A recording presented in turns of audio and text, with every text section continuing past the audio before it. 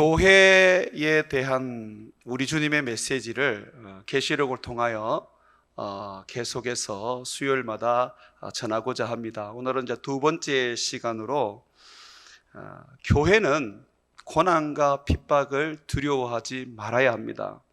왜 그러냐 하면 우리에게는 우리 주님과 함께하는 약속이 있고, 그리고 우리는 고난과 핍박 속에 죽게 될지라도 다시 살아나는 부활과, 그리고 하나님 앞으로 올라가는 성천의 믿음이 있기 때문에 그렇습니다.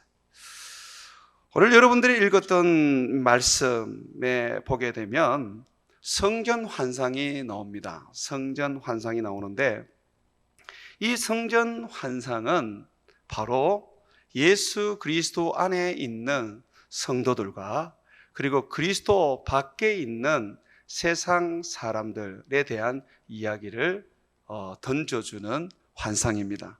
한번 보십시오. 11장 1절입니다. 내게 지팡이 같은 갈대를 주며 말하기를, 일어나서 하나님의 성전과 제단과 그 안에서 경배하는 자를 청량하되. 여기 보면 성전이 나오죠. 그리고 성전에 있는 제단이 나옵니다. 그리고 그 안에서 경배하는 자들이 보이고 있습니다. 이 제단은 번제단을 말합니다. 번제단은 짐승을 예물로 해서 하나님 앞에 불로 태워서 드려지는 하나의 제사에 소용되는 그런 제단이죠. 이것은 예수 그리스도의 십자가의 희생을 보여주는 그러한 하나의 메시지입니다. 그러니까 번제단 그럴 때에 예수님의 십자가를 여러분이 생각하시면 그것이 옳은 여러분들의 해석입니다. 예수님께서 십자가에 못 박혀 죽으시고 우리를 위하여 그가 하나님 앞에서 자기의 몸을 대속물로 드려지는 이 성전 안에서 예배하는 자를 하나님께서 지금 청량하라고 요한에게 말하고 있습니다. 청량하라. 지팡이 같은 갈대를 주면서 성전과 제단과 그 안에서 경배하는 자를 청량하라. 청량한다는 것은 뭐와 같은 의미를 가지고 있느냐면 그들의 머리에 인을 치는 것과 같습니다. 성령으로 인을 치면 하나님의 사람이라는 것을 하나의 어떤 확증하는 거죠. 그와 같이 성전 안에 있는 제단과 함께 하나님께 예배드리는 그 자들을 청량하라라고 하는 것은 그들을 인쳐라, 또는 그들의 수를 세라, 또 그들이 누군지 그 이름을 기록해라 라고 말하는 것입니다. 여기서 성전은 교회가 아닙니다. 성전은 예수 그리스도를 말하는 것입니다. 예수님께서는 성전을 실질적으로 예루살렘 성전을 보면서 내가 3일 만에 다시 일으키겠다, 세우겠다라고 하셨습니다. 그리고 주님은 훗날에 제자들을 통해서 그 성전이 바로 예수 그리스도라는 것을 그들로 하여금 알게 해 주셨습니다. 그러니까 여러분, 예루살렘의 성전은 예수님 오실 때까지 예수님을 보여주는 하나의 메시지였고 형상이었고, 그것은 모양이었던 것이죠. 그러니까 참 성전이신 예수님이 오게 됨으로써 더 이상 예루살렘 성전은 의미가 없는 겁니다. 지금도 이스라엘 사람들은 예루살렘에 솔로몬이 지었던 성전을 다시 재건하려고 굉장히 노력을 합니다만은 그거는 불필요하고 의미가 없는 것입니다. 예수님이 오실 때까지 예수님이 오실 것이라는 것을 예수님을 보여주었던 하나의 형상이었고 메시지였다는 것이죠. 자, 하나님의 성전과 제단과 그 안에서 경배하는 자, 그들은 곧 예수 그리스도를 믿고 그리스도를 힘입어서 살아가는 성도를 말하는 것입니다. 곧 교회입니다. 저와 여러분들입니다. 이 교회들은 청량하라고 말합니다. 교회인 성도들을 분명하게 그 이름을 적어서 기록해 두어라고 말씀하고 있는 것입니다. 그러나 반면에 2절을 보십시오. 성전 바깥마당은 청량하지 말고 그냥 내버려 두라. 내버려 두라 그럽니다. 이것은 이방인에게 주어서인즉 그들이 거룩한 성을 42달 동안 짓밟으리라. 세상 사람들에게 내가 성전 바깥 마당은 내어준다. 그래서 마음껏 짓밟도록 할 것이다 라고 그렇게 말합니다. 여기서 이 성전 마당은 바로 세상 사람들이 있는 곳을 의미합니다. 그러나 좀 더 우리가 자세하게 본다면 주님 밖에 있는 사람들을 말합니다. 그 사람들은 교회를 다닐 수도 있고 예수를 믿는다고 말할 수도 있고, 그리고 그 사람들은 자기들이 스스로 신앙을 가지고 있다라고 고백하는 사람일 수 있습니다. 교회들이라고 해서 다 주님의 품 안에 있는 것은 아닙니다. 계시록에 7교회에 나오지요. 그 7교회 가운데 라오디게아 교회는 어땠습니까? 예수님이 그들과 함께 하지 않았습니다. 그들이 예수님 안에 있지 않았습니다. 그래서 예수님이 그들 안에 들어가서 그들을 예수님 안에 두기 위해서 계속해서 문을 두드렸지 않습니까? 그러나 라오디게아 교회는 그 문을 두드림에도 불구하고 열어주지 않았죠. 그들이 바로 성전 바깥마당에 있는 자들로서 그들은 청량하지 말라고, 성전 바깥에 있는 모든 것은 청량하지 말라고 그렇게 주님은 말씀하고 있습니다. 버려두고 버리신다는 것이죠. 어떻게 보면 우리에게도 굉장히 무서운 말씀입니다. 우리가 어디에 지금 살아가고 있느냐? 세상을 살아가더라도 우리가 지금 주님 안에 있느냐, 아니면 우리가 주님 밖에 있느냐, 이것이 우리 주님으로부터 보호를 받고 또는 우리 주님으로부터 버림을 받을 수 있는 그런 기준이 된다는 것입니다. 하나님은 분명히 우리와 함께 한다 그러셨고요, 주님께서는 항상 우리를 돌보시며 지키신다고 말씀하셨습니다. 자, 그럼에도 불구하고 사도 바울은 에베소서라든지 서신서에 항상 예수 안에서 축복을 하고 예수 안에서 말씀을 전하고 예수 안에 있는 사람들에게 하나님의 그 복음을 나누고 있습니다.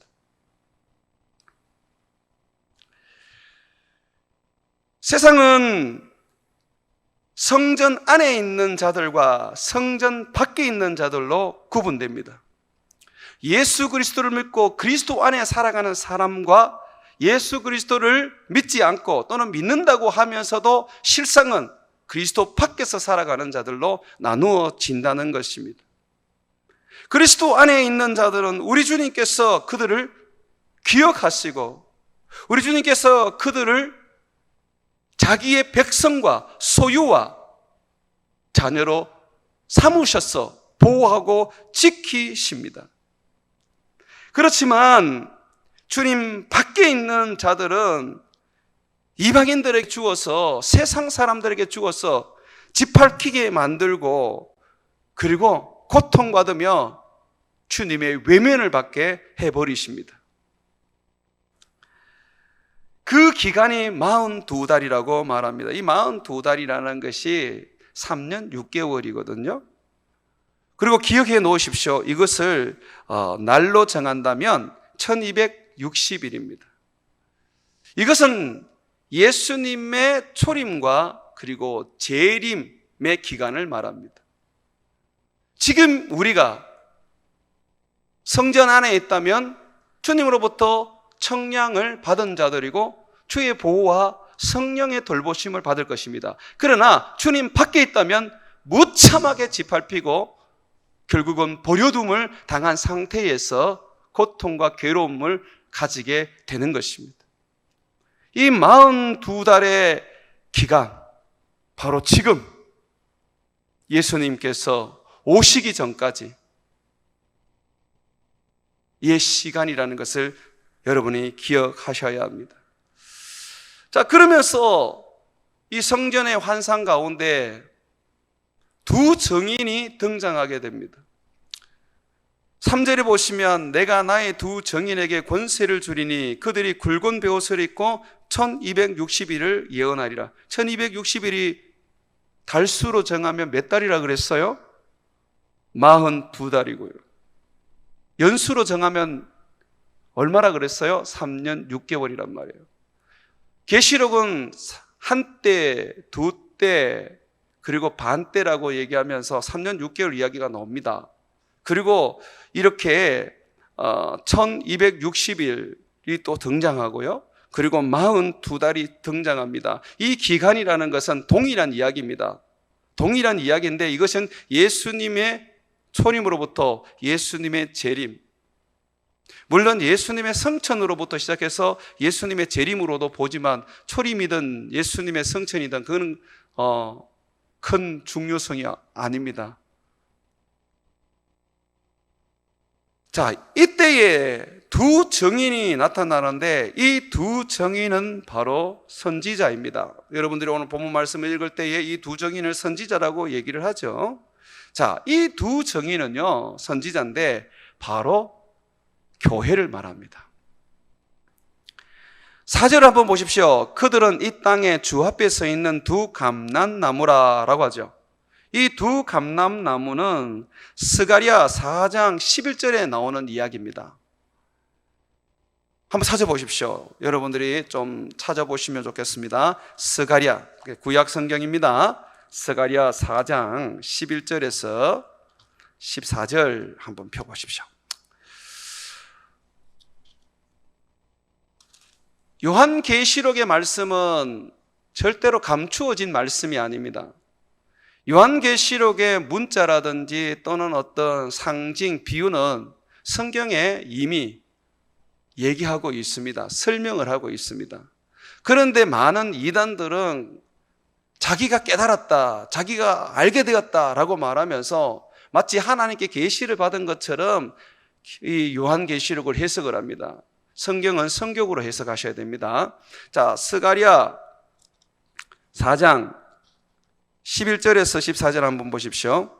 내가 그에게 물어 이르되 등잔대 좌우에 두 감람나무는 무슨 뜻이니까 하고 다시 그에게 물어 이르되 금기름이 흘리는 두 금관 옆에 있는 이 감람나무 두 가지는 무슨 뜻이니까 하니 그가 내게 대답하여 이르되 네가 이것을 무엇인지 알지 못하느냐 하는지라.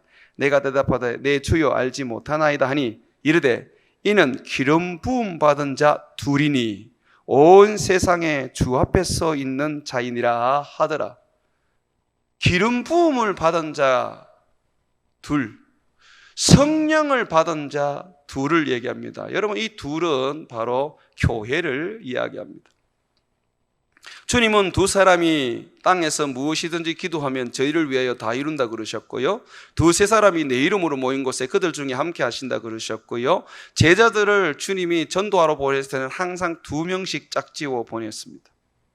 그러니까 둘이라는 것은 교회의 시작의 숫자입니다. 하나는 교회라고 말하지 않습니다. 여러분은 그리스도의 성전입니다. 그러나 두 사람, 예수 믿는 사람이 두 사람이 이제 하나가 되고 둘이 모이게 되면 그때부터는 바로 교회가 되는 것입니다.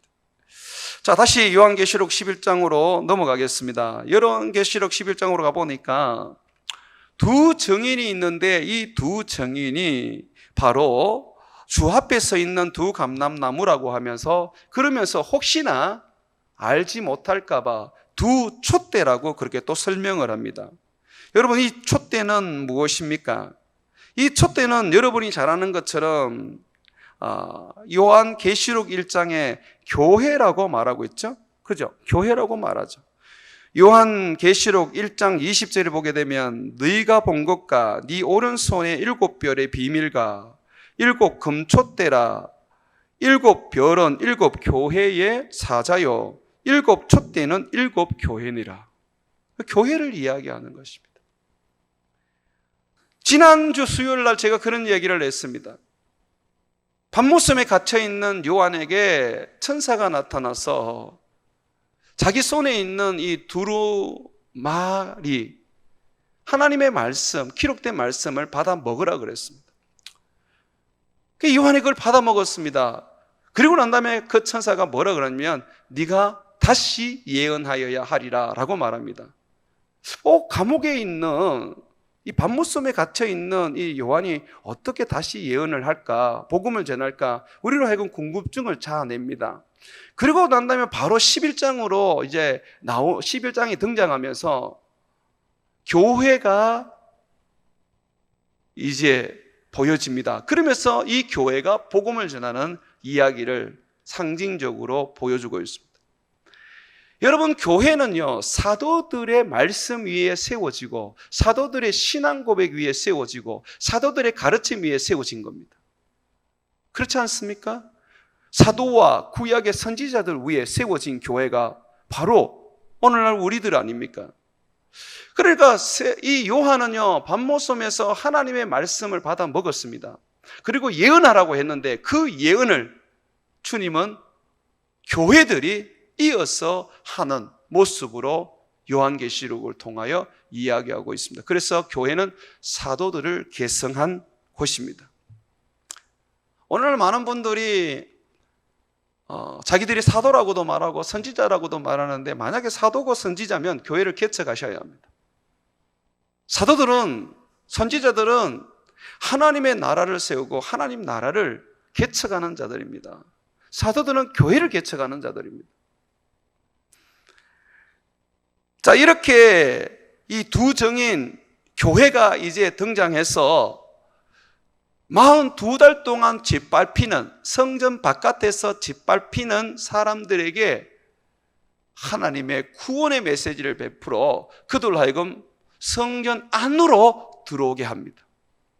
성전 안과 성전 바깥은 엄연히 다른 곳입니다. 그런데 이 성전 바깥에서 성전 안으로 들어갈 수 있는 길을 하나님이 여셨습니다. 문을 여셨습니다. 그런데 그 길과 문은 다름 아니라 교회, 두 정인을 통하여 복음을 듣고 그들이 그 복음을 영접하고 회개하면 바로 성전 안으로 들어가게 되는 것입니다. 그러니까 우리는요, 예수님께서 이 세상에 하나님께 들어가게 하는 길이요 문인 것처럼 교회는 세상 사람들이 하나님을 만나고 영혼의 구원을 얻는 문이 되는 것입니다. 자, 이 두 정인 교회의 메시지, 이 복음 어떤 메시지일까요? 한번 봤으면 좋겠습니다. 어느 교회들이나 어느 전도자들처럼 축복의 메시지일까? 위로의 메시지일까? 아니면 어떤 다른 메시지가 있을까? 성경은 그 부분을 아주 명확하게 하나의 어떤 비유를 통해서 보여주시는데 3절 보십시오. 내가 나의 두 정인에게 권세를 주리니 그들이 굵은 베옷을 입고 1260일을 예언하리라. 그들이 입은 옷이 무엇입니까? 굵은 베옷입니다. 상복을 입고 있습니다. 교회가 그러면 무슨 메시지를 지금 선포하고 있습니까? 회개하라, 천국이 가까이 왔느니라. 곧 세상은 멸망하고 하나님의 나라가 오게 되어 있다.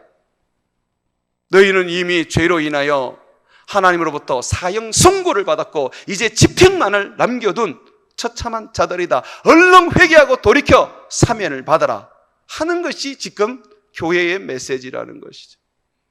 그러니까 여러분 보십시오. 교회와 불교 또는 우리가 믿는 이 기독교와 불교 또는 다른 종교들 보면요, 어떤 차이가 있습니까? 이 종교들은 평안과 복과 그리고 어떤 축복을 기원합니다만은 교회의 어떤 그런 복음의 시작 메시지는 놀랍게도 상복을 입은 모습을 통하여 회개하라.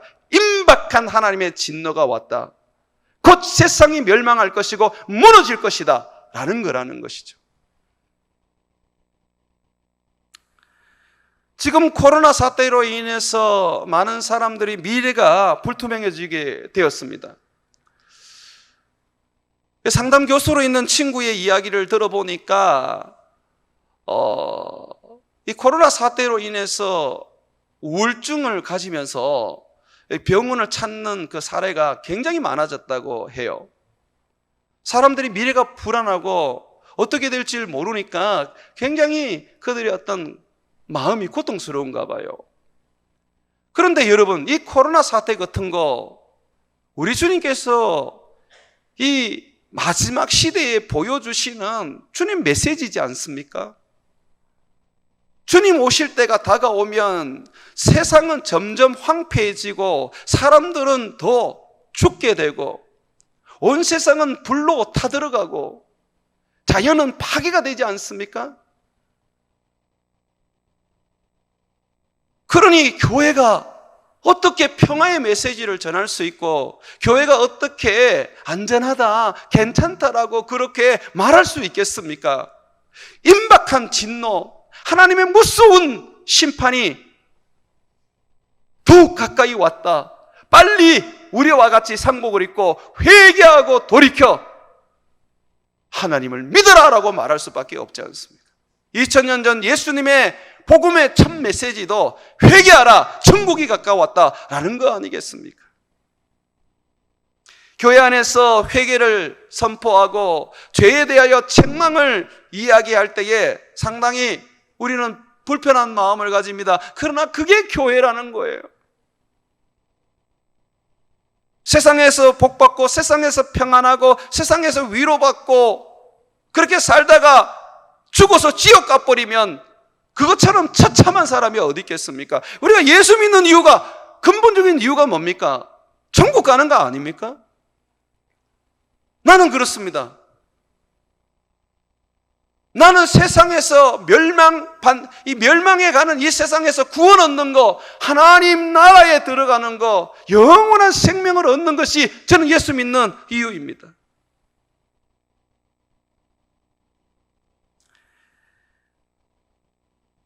교회의 많은 사역 중에서 이 말세가 더 가까울수록 더욱더 집중하여야 하고 더 많이 힘을 기울여야 하는 것은 우리의 이웃들에게 상복을 입고 복음을 전하는 것입니다. 멸망이 다가왔다. 속히 회개하고 돌이켜 예수 믿고 천국 가자 하는 것입니다.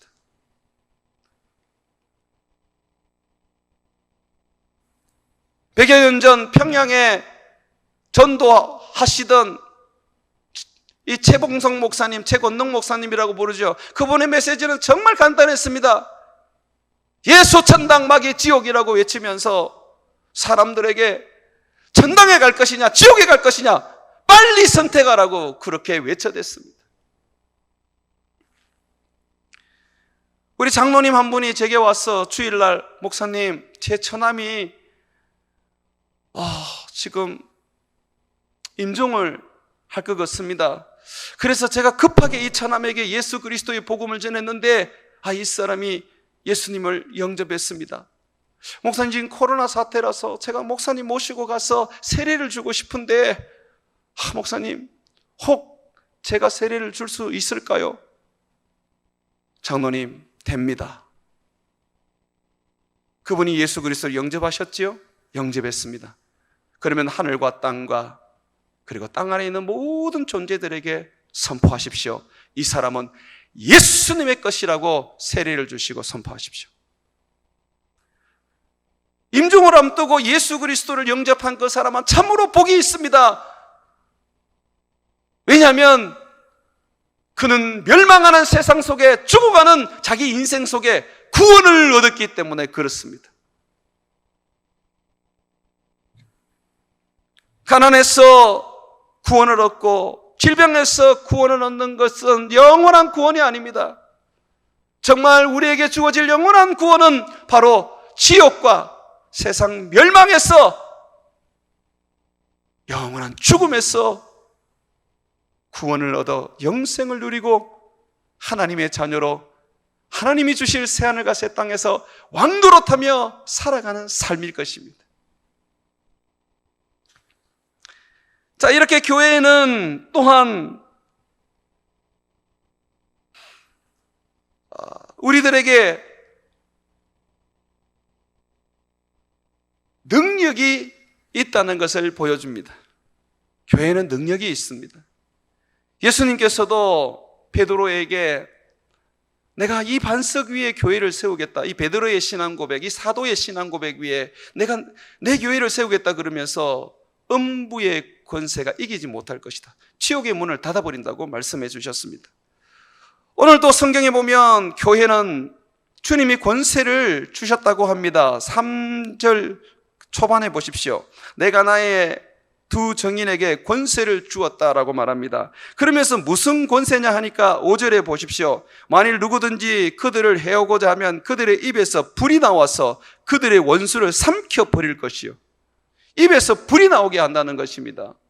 여러분, 입에서 불 나온다는 게 뭡니까? 지금 주님께서 교회를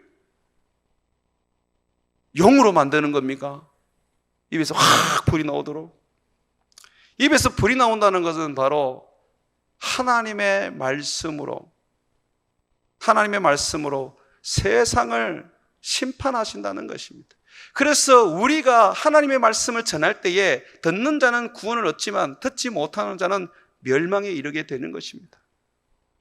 주님은 우리에게 큰 능력을 주셨습니다. 그러나 그 능력이 뭐냐고 할 때에 놀랍게도 말씀이라고 합니다. 너희 입에서 나오는 불, 바로 하나님의 말씀. 하나님의 말씀은 능력이 있습니다. 여러분, 그렇지 않습니까? 세상을 창조하실 때 하나님께서 손으로 창조하셨습니까? 말씀으로 창조하셨습니까? 이 세상에 오셔서 제자를 주님께서 키우시고 하나님 나라의 그 복음을 전하실 때에 많은 이적과 기적을 행하셨지만 우리 주님은 그들에게 가장 많은 시간을 들여서 하셨던 것이 말씀을 가르친 것이 아닙니까? 끊임없이 주의 말씀을 가르치고 그 주의 말씀을 붙잡고 살아가게 만들었지요. 그래서 로마서에 보게 되면 바울은 말합니다. 우리의 믿음은 말씀을 들음으로 말미암아 생기고 그 말씀은 그리스도의 말씀이라고 합니다. 여러분, 믿음이 약해지고 나중에 믿음을 잃어버리는 그 원인을 보면 하나님의 말씀을 멀리하게 됩니다. 오늘날 젊은 세대들 교회 나와서 찬양하고 그렇게 예배를 드리는데 찬양할 때는 일어나서 온 몸을 다해서 마음을 다해서 찬양을 하는데 찬양 한 3, 40분 하고 난 다음에 설교자가 나가서 설교를 하면 그 순간에 그냥 전부 다 딴짓을 하거나 또는 지쳐서 잠을 자는 그런 경우들을 많이 보게 됩니다. 과연 그들이 부르는 그 찬양이 하나님 앞에 예배지만 믿음을 키워줄까요? 성경은 분명히 믿음은 그리스도의 말씀을 들을 때에 자란다고 했습니다.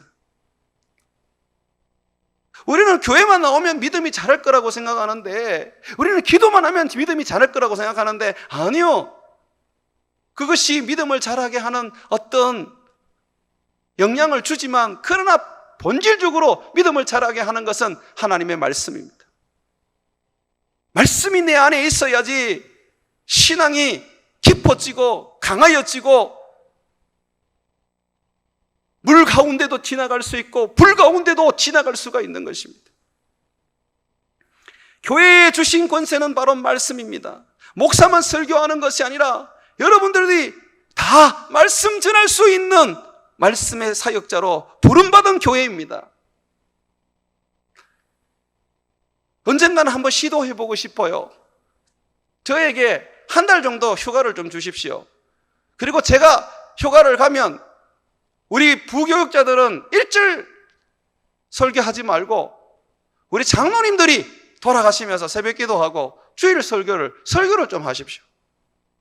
아이고, 우리는 설교할 자격이 안 됩니다. 아니요, 여러분들은 교회입니다. 그리고 교회의 리더십이고 교회의 장로님입니다. 한번 말씀을 한번 전해봤으면 좋겠어요.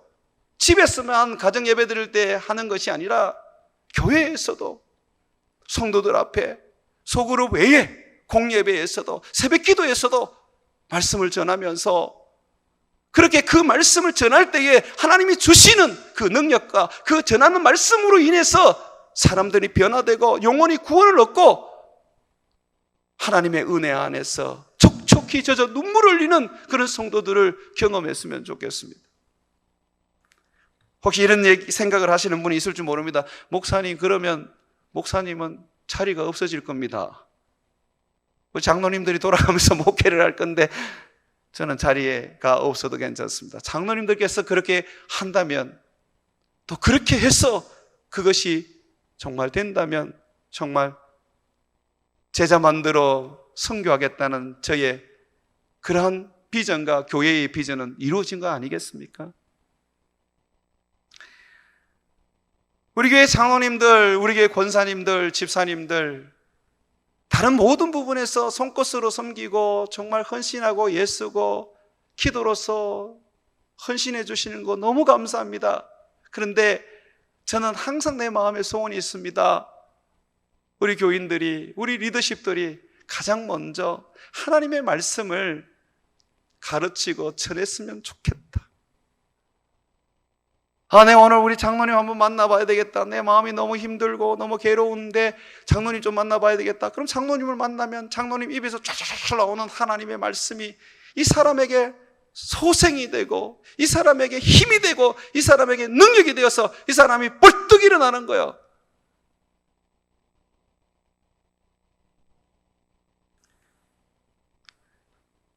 교회의 권세는, 교회의 권능은 많은 능력이 있지만, 그러나 하나님의 말씀, 그 말씀으로 불과 같이 죄인들을 태우고 하나님의 사람들을 소생시키는 그러한 능력이 됩니다.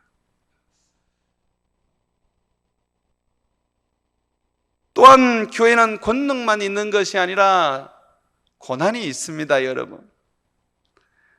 좋은 것만 다 있으면 너무 좋겠는데, 그런데 우리 주님은 교회의 고난을 이야기하고 있습니다. 어떤 고난이 있는지 한번 보시죠. 자, 주님의 고난이 이렇습니다. 7절입니다. 그들이 그 정언을 마칠 때에, 정언은 복음을 전하는 일을 마쳤을 때에 무지갱이로부터 올라오는 짐승이, 지옥으로부터 올라오는 짐승은 요거는 사단입니다. 그들과 더불어 전쟁을 일으켜, 누구와 전쟁을 일으킵니까? 교회와 전쟁을 일으킵니다. 음부의 권세가 교회를 이기지 못하는데 마지막 주님께서 사단에게 한번 치게 하십니다. 전쟁에서 치게 되는데요, 그거 보십시오. 그들을 이기고, 전쟁을 일으켜 그들을 이기고 그들을 죽일 터인데, 이 그들은 바로 두 정인 교회를 말합니다. 그들의 시체가 큰 성 길가에 있으리니 그 성은 영적으로 하면 소돔이라고도 하고 애굽이라고도 하니 그들이 주께서 십자가에 못 박히신 곳이라. 골고다 언덕이랍니다. 예수님이 죽으셨던 그곳에서 교회도 죽게 됩니다. 자, 한번 보십시오. 우리의 대적은요, 사람이 아닙니다. 사단입니다. 그 사단이 우리와 전쟁을 해서 우리를 죽입니다. 우리를 고통스럽게 하고 우리를 괴롭게 해서 결국은 우리를 죽여버립니다. 십자가에 못 박았던 곳에서 우리를 죽여버리죠. 또 한번 보십시오. 9절에 백성들과 족속과 방언과 나라 중에서 사람들이 그 시체를 사흘 반 동안에 보며 무덤에 장사하지 못하게 하리로다. 이 두 선지자가 땅에 사는 자들을 괴롭게 한 거로 땅에 사는 자들이 그들의 죽음을 즐거워하고 기뻐하며 서로 예물을 보내리라 하더라. 교회가 땅에 사는 사람들을 너무 괴롭게 했대요. 맞잖아요. 회개하라. 하나님 나라가 가까워왔다. 주 예수를 믿어라. 그렇지 않으면 지옥에 갈 것이다. 그런 복음이 너무너무 싫어요. 여러분, 우리 교회에 십자가 LED, 저게 이쪽 아파트하고 거리가 상당히 멀거든요. 그런데 몇 분이 민원이 들어왔어요. 너무 밝다고. 그래서 이제 시에서 공무원이 와서 이제 민원이 들어왔다고 하면서 보는데 자기들도 놀라는 거예요. 그런데 거리가 상당히 먼데 이게 어떻게 민원이 됩니까? 자기들도 그래요. 그러면서 저녁에 이 LED 불이 들어왔을 때 한번 보겠습니다. 그래서 저녁에 와서 자기들이 보니까 이거는 피해가 주지는 않거든요. 자기들도 고개를 가우뚱가우뚱거리는 거예요. 그런데 우리는 주민들이 좀 불편하다면 그러면 우리가 좀 양보해야 되겠다. 그래서 한 10시 되면 LED를 끕니다. 한 8시 켰다가 한 10시 되면 LED를 끄는데요. 저는 그걸 보면서 느끼는 게 있어요. 정말 그 어떤 LED가 그들의 어떤 그런 생활에 불편을 줬느냐? 아니, 십자가가 싫은 거예요. 그들의 영혼을 괴롭히는 거예요. 빛이 어둠에 비춰버리니까 그 어둠들이 빛이 싫은 거예요. 그러니 교회가 사단으로 말미암아 죽게 되었을 때에, 짓밟히게 되었을 때에 온 사람들이 기뻐하면서 잔치를 하고 서로 예물을 교환하면서 교회가 이제 죽었다라고 말합니다. 그런데 보십시오. 11절입니다. 3일 반 후에 하나님께로부터 생기가 그들 속에 들어가매 그들이 발로 일었으니 구경하는 자들이 크게 두려워하더라. 부활해버리는 거예요. 그리고 보십시오. 12절에 하늘로부터 큰 음성이 있어 이리 올라오라 함을 그들이 듣고 구름을 타고 하늘로 올라가니 그들의 원수들도 구경하더라. 한번 보십시오. 예수님처럼 고난받고 십자가에 못 박혀 죽으셨던 것처럼 죽습니다. 이게 교회입니다. 고난받고 예수님처럼 고난받고 예수님처럼 죽지요. 그런데 보십시오. 예수님처럼 부활합니다. 그리고 예수님처럼 구름 타고 성천합니다. 들림받아 올라가요.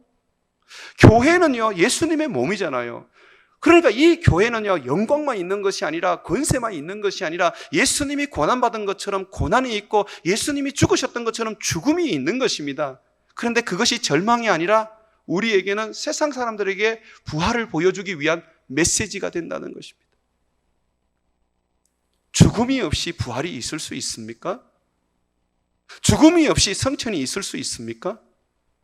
그렇다면 우리 교회가 주님 앞에서 살아가면서 쇠퇴해가고 또는 사단에 의해서 교회가 막 무너져 버리고 막 그런 어려움을 겪어도 우리는 그것이 전혀 이상하거나 교회의 어떤 몰락이 아니라는 겁니다. 왜요?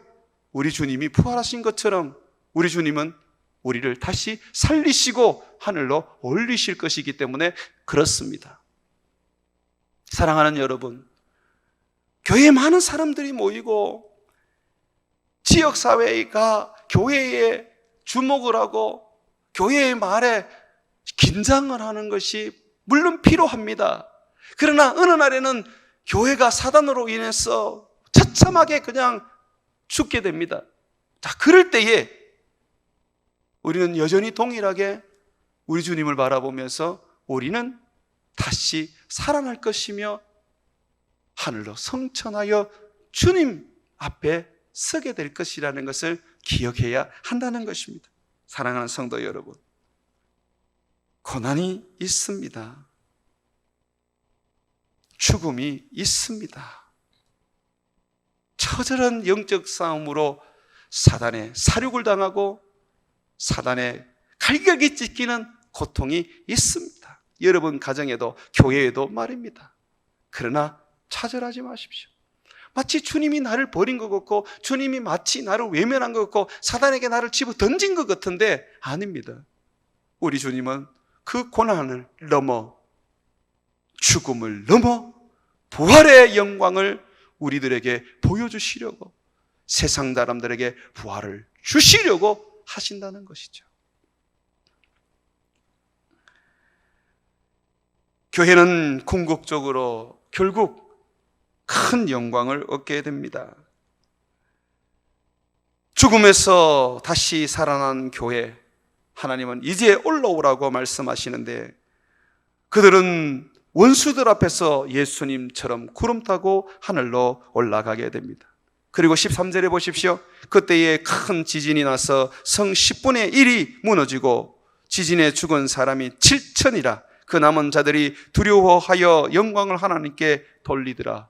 결국 남은 자들이 영광을 돌리고 다 주님께로 돌아오게 됩니다. 여기서 7천은 완전수를 말합니다.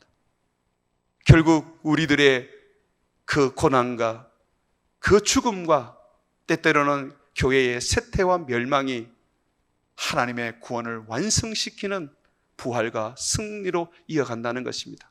사랑하는 우리 성도 여러분, 여러분의 삶이 지금 혹 고난과 죽음과 같은 괴로움 속에 있지는 않습니까? 여러분은 지금 곧 부활을 맛볼 수 있는 자리에 들어가신 것입니다. 3일의 어두운 무덤 곧 열리게 될 것입니다. 죽음은 짧습니다. 어둠은 짧습니다. 하나님은 3일 반밖에 허락하지 않습니다. 그리고 주님은 곧 성령을 보내어 무덤 문을 가르고 소생시켜 다시 일으켜 주님께로 이끌어 갔습니다. 우리의 인생은 역전하는 인생, 하나님이 함께하기 때문에 다시 살아나는 인생, 하나님으로 말미암아 영광과 승리할 수밖에 없는 인생임을 고백하고 믿읍시다. 잠시 잠깐 받는 고난, 이 코로나 사태로 말미암아서 오는 많은 힘겨움, 절망이고 죽음과 같지만 여러분의 삶 속에 여러분의 가족들이 그러한 죽음과 같은 절망 속에 있지만 하나님은 다시 세상에 보지 못한 부활, 세상에는 없어요. 오직 하나님의 능력이에요. 부활. 그리고 그 부활한 자를 성천시켜, 구름 타고 성천시켜 영광의 꽃가마를 태워 그의 나라로 데려가시는 것을 우리는 믿고 살아가야 합니다. 그러므로 우리에게는 절망이 없습니다. 한번 따라 합시다. 우리는 교회다. 고난은 있지만 절망은 없다. 기도하겠습니다.